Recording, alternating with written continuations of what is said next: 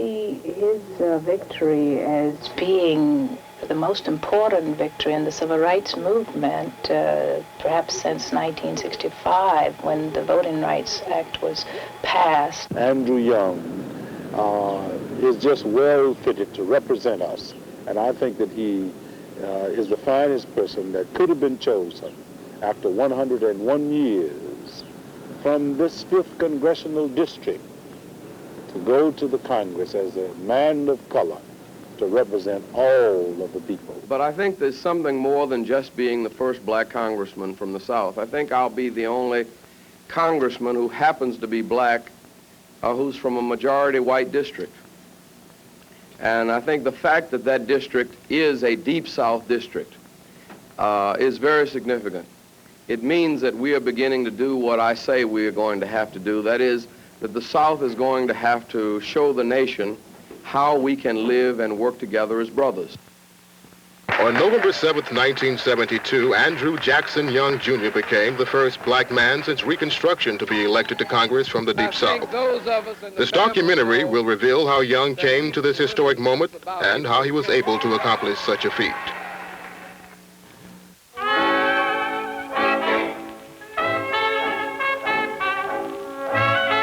Young was born in New Orleans, Louisiana, March 12, 1932. His family was the only black family in an all-white neighborhood. I think that possibly Andrew, growing up in a white neighborhood, assisted him in probably his campaign, where I understand there was a fair amount, of whites in his district. Young is the oldest of 2 sons. His father, now 76, has been practicing dentistry for 50 years. He's a proud man who taught his sons how to take care of themselves. I had a very good childhood. I think my childhood was so good I've almost always felt guilty about it. Well, it was rather difficult because it was an all-white poor neighborhood, and there we were poor blacks among poor whites.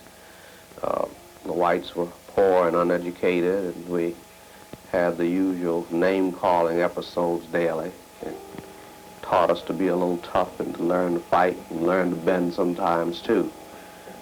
But through all of it, I think it made us better individuals. I never liked to fight, but I was taught by my parents I had to fight. I think nonviolence is something that one has to come to of his own accord. And a child best comes to a nonviolent philosophy of life by being comfortably, I know I can fight if I have to. When only 4, Andrew entered the 3rd grade in New Orleans' Valina C. Jones Elementary School. His first love was sports and getting into things he wasn't supposed to. Andrew was, though it's not probably known, an incredible athlete. Had he been a little taller and bigger, he could have played professional basketball easily, baseball or football. Judge Collins, did anybody think you or any of the crowd that ran around with Andy, that Andy would ever amount to anything? Not really. I guess we all considered ourselves pretty average students. Had a lot of fun in elementary and high school, and never really thought seriously about anything at that time.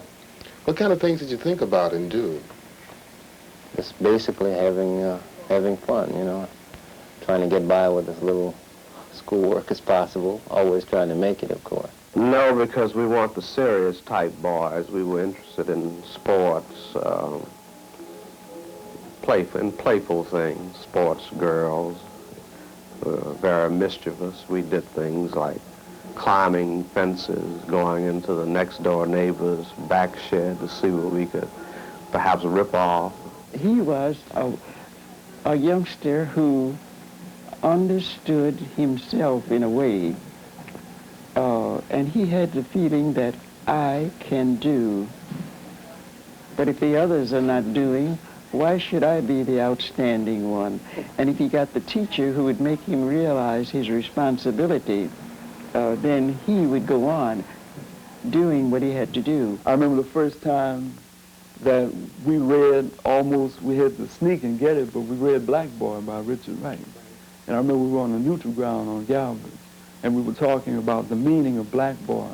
because our parents were middle class and they tried to shield us from certain things. I don't think we did. I think that they had pretty well a run of the things that they wanted to do. And we tried to teach them right from wrong and the type of people to associate with. And one occasion when in a neighborhood where now it used to be colored, but now it's black.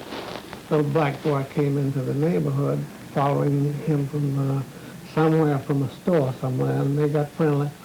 Thomas said that Andrew could make friends at the drop of a hat. Well, that has been one of his virtues, I think.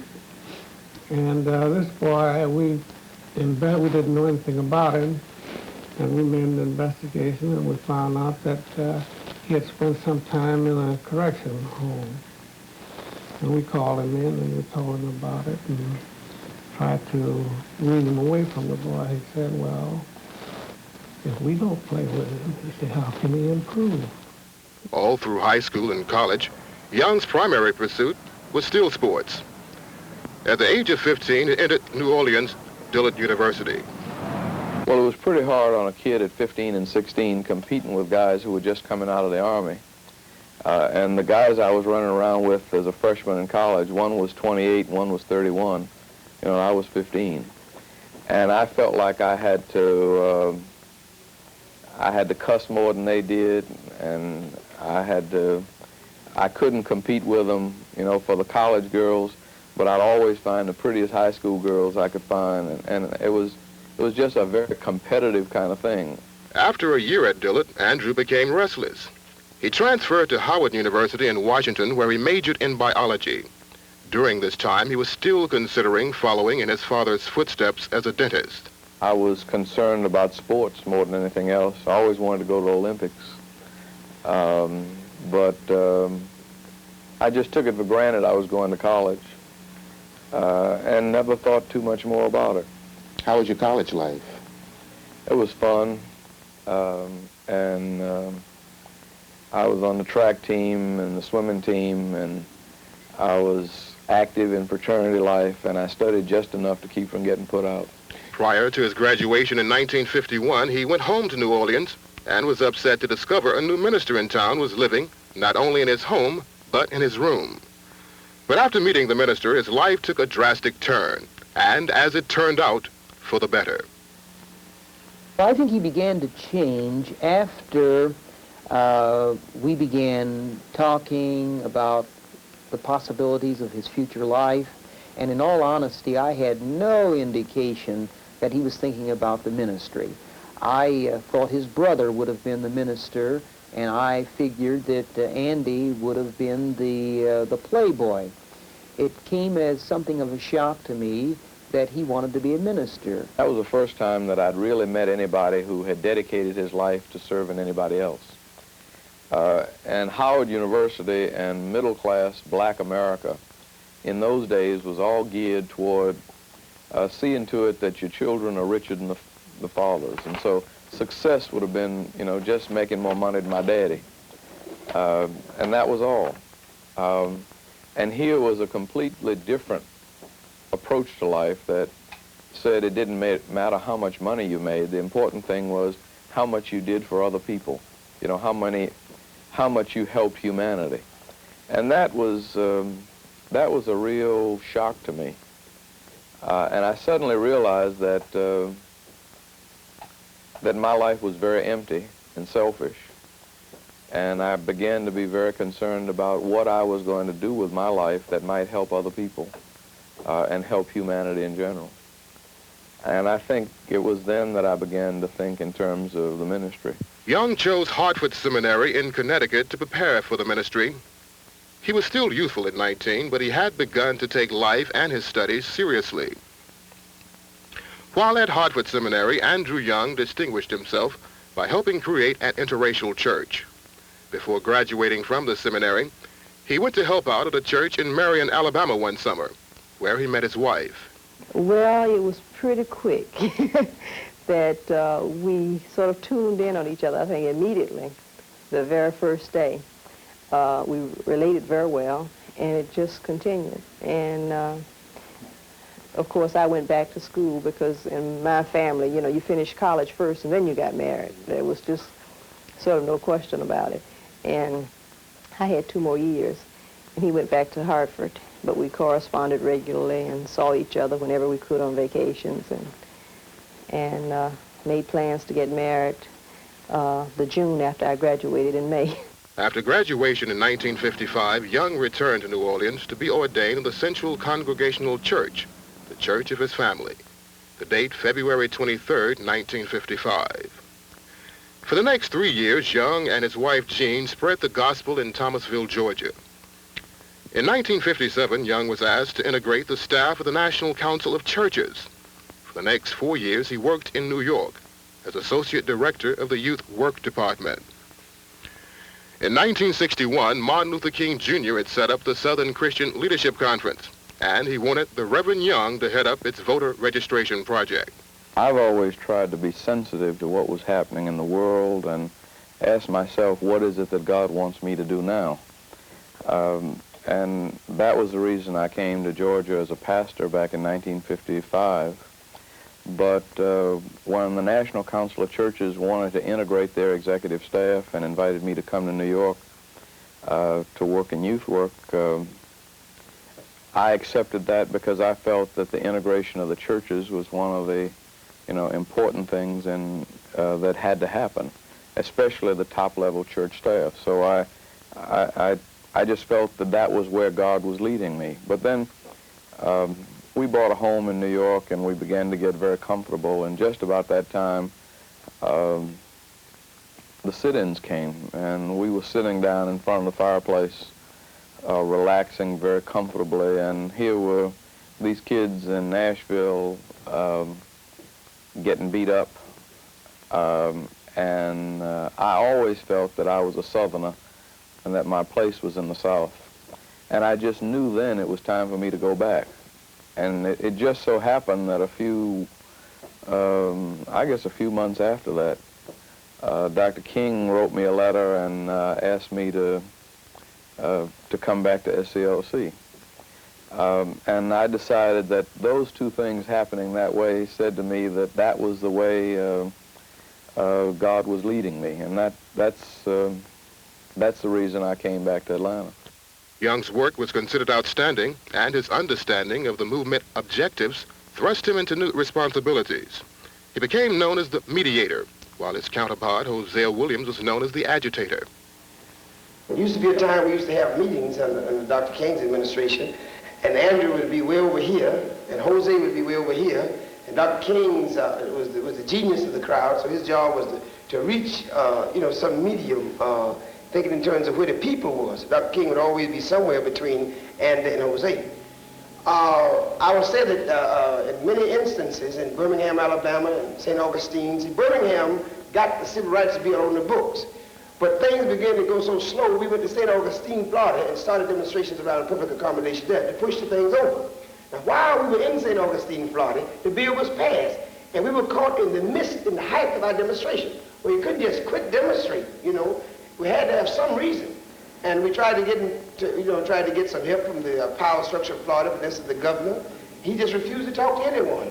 And we sent Andy to Tallahassee, and Andy went over and talked to the governor, and bless your soul, everything we asked out of the governor, and they got it out of the governor. The governor called for a moratorium and said, let's bring both sides together, let's sit down and talk. So Andy played a very vital role, although in my estimation it was a conservative role against the militant role I had to play.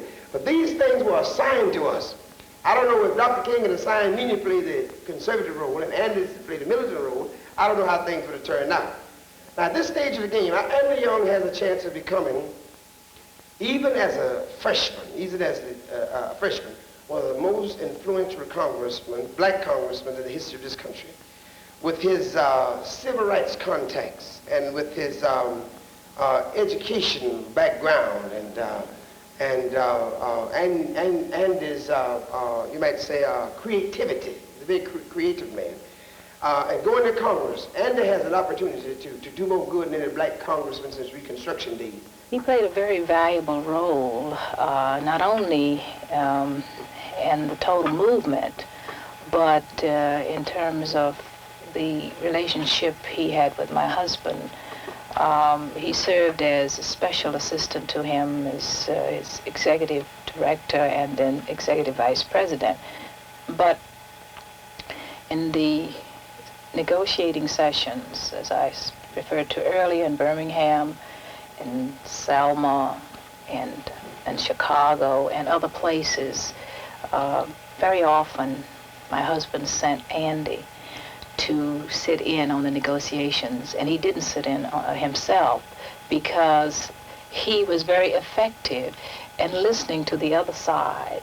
Although he represented our position, but he was able to listen to the other side. And then somehow in the way he was able to mediate the situation, people came around to accepting his point of view or our point of view through him. And sometimes we had to compromise, but honorable compromise is acceptable too. I think that the fact that he had this kind of experience in the movement and what I would consider practical politics will make him that much more effective in Congress. Young helped draft the National Civil Rights Act of 1964 and the Voting Rights Act in 1965.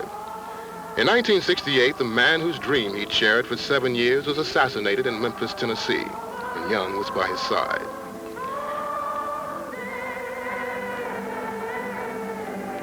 Andrew Young became SCLC's executive director, and for the next 2 years helped resolve many of Atlanta's labor disputes. And one of the objectives of SCLC during this period was to achieve increased minority involvement in politics. In 1970, Young made his first attempt to win a seat in the House of Representatives. He became the first black man in 100 years to win the Democratic nomination for Congress in the South, but he lost in the general election to incumbent Republican Fletcher Thompson. However, Young became recognized as a person who was interested in the well-being of all people. Taking his defeat hard but gracefully, Young was appointed executive director of Atlanta's Community Relations Commission by Mayor Sam Massell. One thing that impressed me is that he never flinched from a tough issue. We've had some 10 racial labor disputes in Atlanta this past year, and CRC could well have ducked its role as the mediator in the Holy Family and the Meade and the Nabisco strikes. But even though that he had nothing to win in these situations, these difficult situations needed a resolution, and he moved forward as a very skillful negotiator in these situations. It's been 100 years. It's been Reconstruction since a black man went from Georgia to Washington as a congressman. What historical value or what significance do you place on this? Well, I think that it is important when some 30% of the population of Georgia is black, and for 100 years we have not had a black congressman. But also I think it's important that this is the first time in the history of the American Republic that a black man has been elected from a majority white district. And I think Andrew Young is going to Congress not to represent part of the people, but he's going to represent all the people. In 1972, the 5th congressional seat was up for grabs again. And now armed with more political experience and a group spanning power base, Young took his campaign to the people of his district.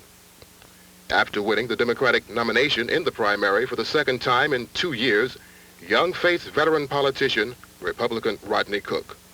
They met in face-to-face debate many times before the general election. You have said you do not support McGovern's welfare plan. You've also said you do not support Nixon's welfare reform plan. In that case, what specific plans do you have to correct the welfare mess? The thing that's wrong with Nixon's plan is that there are many punitive measures that demean poor people and people who are in need of assistance. Essentially, it's the same income maintenance plan that McGovern offered. But my proposal for welfare reform is first that we go back to the good old New Deal idea of full employment. After 4 months of trying to convince voters he was the best man for the job, on November 7th, they convinced him they were convinced. After the historic victory, Young and his family were flooded with congratulations from all over the world. His wife, Jean, is expecting their 4th child in February, They're hoping for a boy. They already have 3 outstanding daughters. The oldest, 17-year-old Andrea, is a freshman at Swarthmore College in Pennsylvania. 15-year-old Lisa is a sophomore at Atlanta's Southwest High School. And 11-year-old Paula is a 6th grader in Atlanta's Peyton Forest School. Mrs. Young is a resource teacher in the Atlanta public school system. She'd like to see some reforms in the nation's educational processes. But how does she see her role as the wife of a congressman? I don't think in terms of myself as being an extrovert, an aggressive person. And I think I sometimes resent people expecting certain things from me. It's not a part of my personality. And I think that, you know, this may be certain kinds of expectations that people have for wives of congressmen or people who are in a political life. You know, they expect you to act in a certain way and perform in a certain way and do certain things.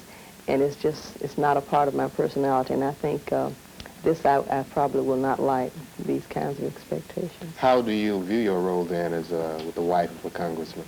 Well, you know, that's what I'm wrestling with right now, because I have no great plans to change my personality.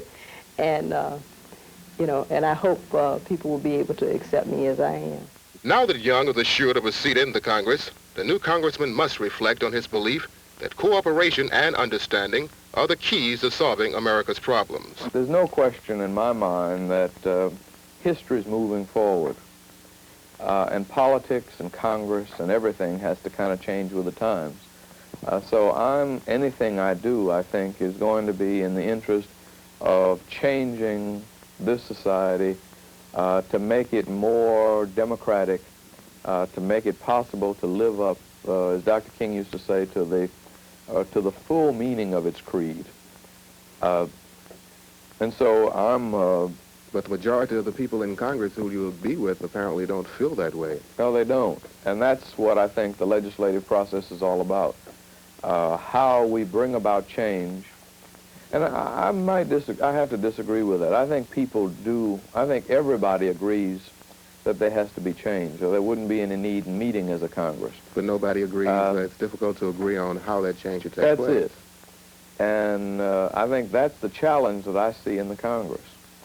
How we can find ways to bring about change, not in the interest of any one special group, but change for America as a whole, so that America can solve its problems and be the kind of nation that it ought to be. Young's campaign staff thinks the most outstanding aspect of their victory is that they did it on a Democratic ticket at a time when a Republican president received the most overwhelming popular vote of any president in the history of Georgia and the country. There is little question that a white majority district's electoral endorsement of a black man shows healthy growth in this nation's multiracial community. The question remains, however, as to whether the election of Andrew Young is an isolated case of a man and the voters rising above the color line, or whether it symbolizes a true progressive fracture in racial barriers. That such an event took place in the Deep South is no doubt significant. But equally important and unyet clear is whether Young's presence in Congress or Georgians' decision to put him there can in part unify a still divided country. While Young is the first black man to be elected to Congress from the South in 100 years, the past century has not seen a substantial change in the attitudes which prompted Abraham Lincoln's House Divided Address 100 years ago. It is fair to say that while the House remains divided, it is less divided by one, that one being Andrew Young. Andrew Young has emerged as a unique man in a unique time with a unique task, and according to one of his colleagues, is a new inspiration for America. And all of your good conversation to your friends. Thank you very much. Well, I think Andy will symbolize perhaps best what Martin Luther King really dreamed about, and that was an America black and white together that was dealing with its basic problems. So I see Andy as somehow the symbol of the new South that I hope will give leadership to the rest of the nation, a South that is determined that a man shall be judged not by the color of his skin, but by, as Dr. King said, the content of his character. And the fact that Andy could get elected in a district that is 62% white, 38% black, I think bodes well for the nation. And boy, I just can't wait for him to get here.